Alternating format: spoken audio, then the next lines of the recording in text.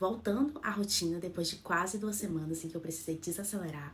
E eu sei que nesse mesmo período tem muitas pessoas vivendo esse mesmo momento. Afinal de contas, no mês de julho, muitas pessoas tiram férias, viajam e estão retornando para a rotina agora em agosto. Então eu quero aproveitar e comentar sobre este tema. Porque é muito comum a gente encontrar algumas dificuldades na hora de voltar para a rotina.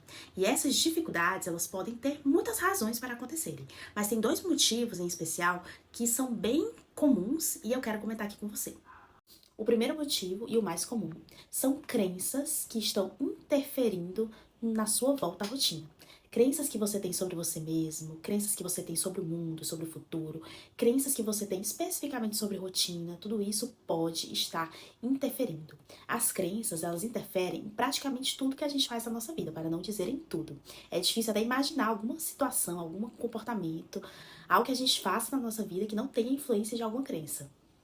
Deve ter alguma coisa, mas agora não estou conseguindo pensar em um exemplo. Então, crenças são uma parte muito importante da nossa vida. E ignorar isso é ignorar algo que tem uma grande influência sobre a tua vida. Por isso que é tão importante a gente desenvolver esse hábito de observar os nossos pensamentos, identificar padrões de pensamentos diante de situações. Por exemplo, uma pessoa que acredita que rotina precisa ser algo perfeito. Essa mesma pessoa pode interpretar que quando ela sai da rotina, ela está falhando. E essa mesma pessoa pode experimentar intensos sentimentos de culpa na hora de voltar para a rotina. E ela pode passar a ter dificuldade em voltar de forma mais rápida, exatamente porque ela começa a evitar essa situação, ela começa a não querer lidar com essa culpa e assim o processo de retorno dela para a rotina vai ficando mais lento, exatamente por conta desse sentimento de culpa e pela dificuldade de lidar com essa culpa. Isso aqui é um exemplo de uma situação bastante comum, na verdade.